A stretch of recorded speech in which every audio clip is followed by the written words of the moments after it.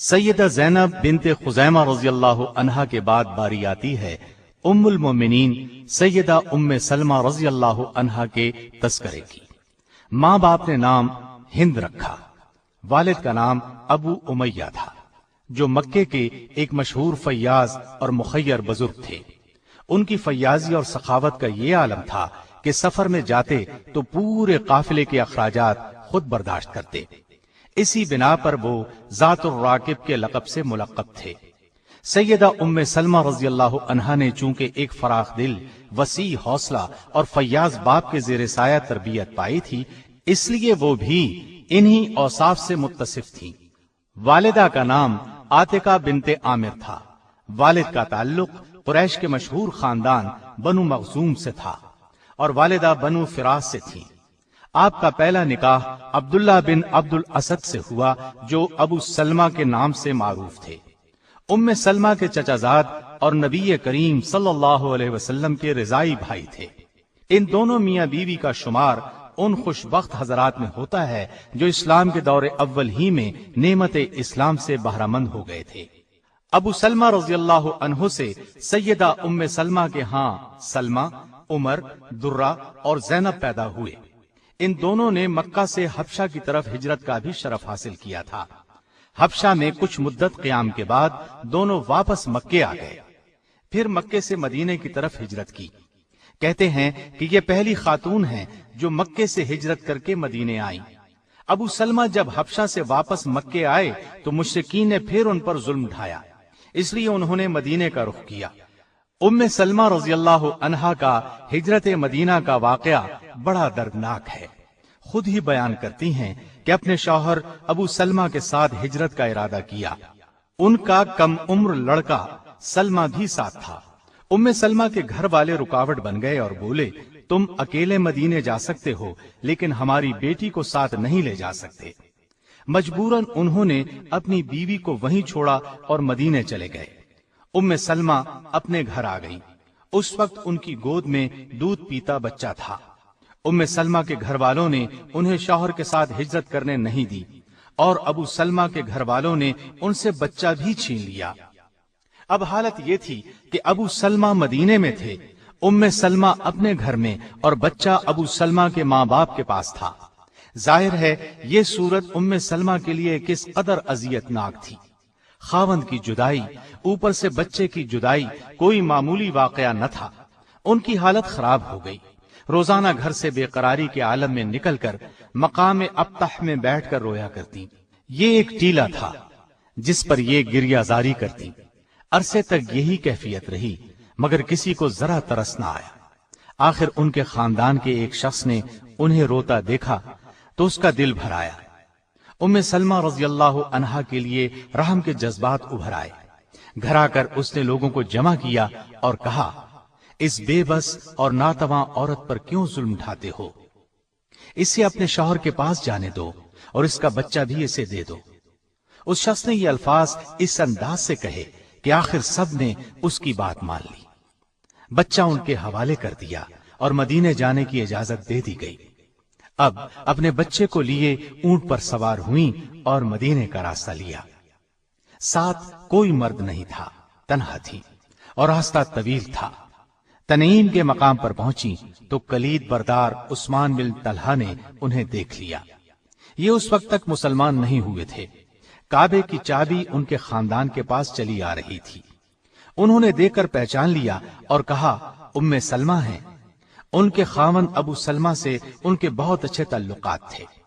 عثمان نے پوچھا، کہاں کا ارادہ ہے؟ ام سلمہ رضی اللہ عنہا نے کہا، مدینے کا۔ عثمان نے پوچھا، کوئی ساتھ ہے؟ آپ نے فرمایا، اللہ اور یہ بچہ۔ اس پر عثمان نے کہا، تم تنہا کیسے جاؤ گی؟ میں ساتھ چلتا ہوں۔ یہ کہہ کر انہوں نے اونٹ کی مہار پکڑ لی اور مدینے کی طرف روانہ ہو گئے۔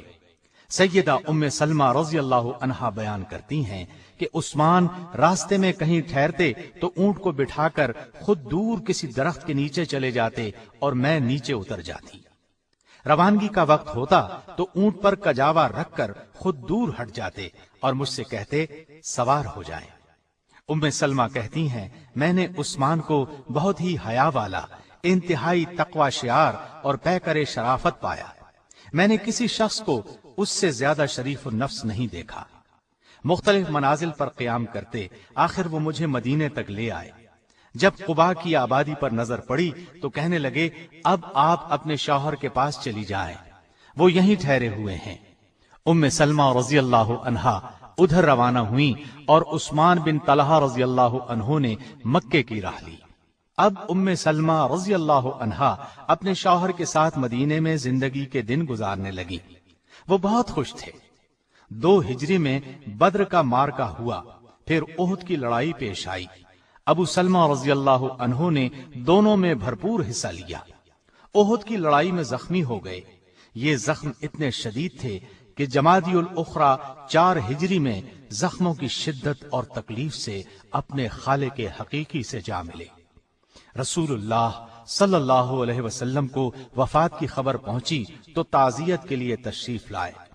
گھر میں کوہرام بپا تھا۔ سیدہ ام سلمہ رضی اللہ عنہا انتہائی غمزدہ تھیں۔ ان کو تسلی دی اور صبر کی تلقین کی۔ وفات کے وقت سیدنا ابو سلمہ کی آنکھیں کھلی رہ گئی تھیں۔ آپ صلی اللہ علیہ وسلم نے اپنے دست مبارک سے ان کی آنکھیں بند کی۔ اس موقع پر آپ صلی اللہ علیہ وسلم نے فرمایا، انسان کی روح جس وقت قبض کی جاتی ہے تو اس کی دونوں آنکھیں اس کو دیکھنے کے لیے کھلی رہ جاتی ہیں۔ اس کے بعد آپ صلی اللہ علیہ وسلم نے ان کی نماز جنازہ پڑھائی۔ مسلم کی روایت میں اس طرح ہے کہ ام سلمہ کہتی ہیں، جب میں چیخی چلائی تو رسول اللہ صلی اللہ علیہ وسلم نے فرمایا، کیا تم شیطان کو اس گھر میں داخل کرنا چاہتی ہو جس گھر سے اللہ نے اس کو نکال دیا ہے؟ آپ صلی اللہ علیہ وسلم کے ان الفاظ کے بعد میں نے منہ سے آواز نہیں نکالی۔ ابو سلمہ رضی اللہ عنہ کی وفات کے بعد جب عدت گزر گئی تو سیدنا ابو بکر صدیق رضی اللہ عنہ نے ام سلمہ رضی اللہ عنہا کو نکاح کا پیغام دیا، لیکن سیدہ نے انکار کر دیا۔ اس کے بعد سیدنا عمر رضی اللہ عنہ نبی کریم صلی اللہ علیہ وسلم کا پیغام لے کر آئے تو انہوں نے فرمایا، میرے چند عذر ہیں۔ میں ایک غیور عورت ہوں، عیالدار ہوں۔ تیسری بات یہ ہے کہ میری عمر زیادہ ہے۔ آپ صلی اللہ علیہ وسلم کو ان کے یہ عذر بتائے گئے۔ آپ صلی اللہ علیہ وسلم نے ان سب باتوں کو منظور فرما لیا۔ آپ کا نکاح شوال 4 ہجری کے آخری دنوں میں ہوا۔ سیدہ ام سلمہ رضی اللہ عنہا بڑی بہادر، عاقل و فہیم اور اصابت رائے کی مالک تھی۔ جب نبی کریم صلی اللہ علیہ وسلم گھر تشریف لاتے تو شرم و حیا کی وجہ سے اپنی لڑکی زینب کو گود میں بٹھا لیتی، لیکن پھر آہستہ آہستہ گھل مل گئیں۔ ام سلمہ رضی اللہ عنہا نبی کریم صلی اللہ علیہ وسلم کے آرام و آسائش کا بہت خیال رکھتی تھی۔ ان کے ایک غلام تھے، سفینہ نام تھا۔ آپ نے انہیں اس شرط پر آزاد کر دیا کہ جب تک رسول اللہ صلی اللہ علیہ وسلم زندہ ہیں ان کی خدمت کرتے رہو گے۔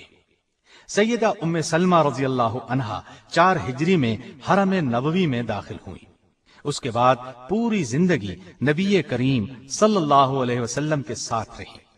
صلح حدیبیہ کے موقع پر سیدہ ام سلمہ رسول اللہ صلی اللہ علیہ وسلم کے ساتھ تھی۔ صلح حدیبیہ کی شرائط مسلمانوں کو منظور نہ تھی، اس وجہ سے تمام مسلمان غمگین تھے۔ آپ صلی اللہ علیہ وسلم نے صحابہ کو 3 دفعہ قربانی کرنے کا حکم دیا، لیکن رنج اور غم کی وجہ سے کوئی صحابی قربانی کرنے کے لیے نہ اٹھا۔ آپ صلی اللہ علیہ وسلم یہ دیکھ کر غمگین ہوئے اور سیدہ ام سلمہ رضی اللہ عنہا کے خیمے میں تشریف لے گئے۔ آپ صلی اللہ علیہ وسلم نے شکایت کے لہجے میں انہیں ساری بات بتائی۔ اس پر ام سلمہ نے عرض کیا، اے اللہ کے رسول صلی اللہ علیہ وسلم، یہ صلح مسلمانوں کو بہت ناگوار گزری ہے۔ افسردہ ہونے کی وجہ سے آپ کے حکم کی تعمیل نہیں کر سکے۔ آپ کسی سے کچھ نہ کہیں بلکہ باہر نکل کر اپنی قربانی کریں اور سر منڈوا دیں، یہ خود بخود آپ کی پیروی کریں گے۔ آپ صلی اللہ علیہ وسلم نے ان کا یہ مشورہ پسند فرمایا اور باہر نکل کر قربانی کی۔ نبی کریم صلی اللہ علیہ وسلم کا قربانی کرنا تھا کہ سبھی نے قربانی شروع کر دی اور سر منڈوا کر احرام اتار دیے۔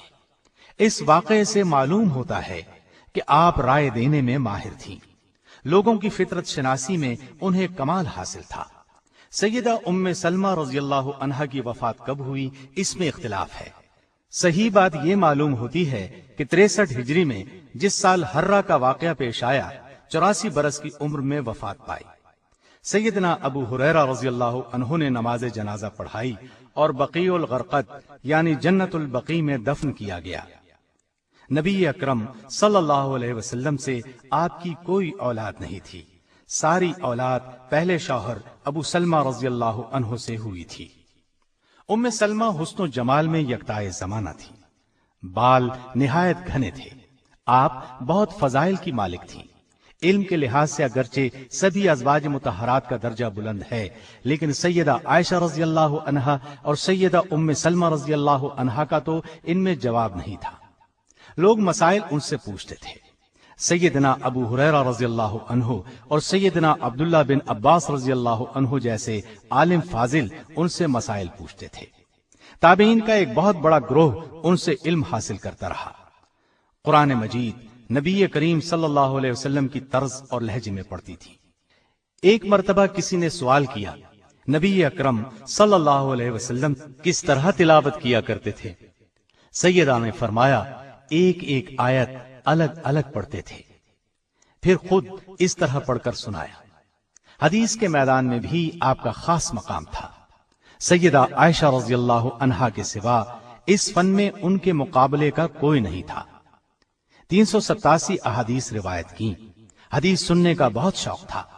ایک روز بال گندوا رہی تھی کہ نبی کریم صلی اللہ علیہ وسلم خطبہ دینے کے لیے ممبر پر تشریف فرما ہوئے اور زبان مبارک سے ایھا الناس، اے لوگو کا لفظ نکلا۔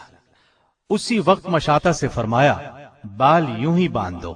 اس نے کہا، اتنی بھی کیا جلدی ہے، ابھی تو آپ صلی اللہ علیہ وسلم کی زبان سے ایھا الناس ہی کا لفظ نکلا ہے۔ آپ نے فرمایا، کیا خوب، کیا ہم آدمیوں میں شامل نہیں؟ اس کے بعد خود بال باندھ کر اٹھ کھڑی ہوئیں اور پورا خطبہ کھڑے ہو کر سنا۔ آپ سے جن لوگوں نے علم حدیث حاصل کیا ان کی بہت بڑی جماعت ہے۔ حافظ ابن قیم نے لکھا ہے کہ اگر سیدہ ام سلمہ کے فتاوی جات کو جمع کیا جائے تو ایک کتاب بن سکتی ہے۔ آپ کو قرآن و سنت میں کامل دسترس تھی، فقہ کی ماہر تھی، زہد اور تقوی انتہا کا تھا۔ ایک مرتبہ سیدنا عبد الرحمن بن عوف رضی اللہ عنہ نے آ کر کہا، اماں میرے پاس مال اس قدر جمع ہو گیا ہے کہ اب بربادی کا خوف ہے۔ آپ نے فرمایا، بیٹا اس کو خرچ کر دو۔ رسول اللہ صلی اللہ علیہ وسلم سے آپ کو انتہا درجے کی محبت تھی، اس طرح آپ کو بھی ان سے بہت محبت تھی۔ اللہ تعالیٰ کی ان پر ہزار ہا رحمتیں ہوں۔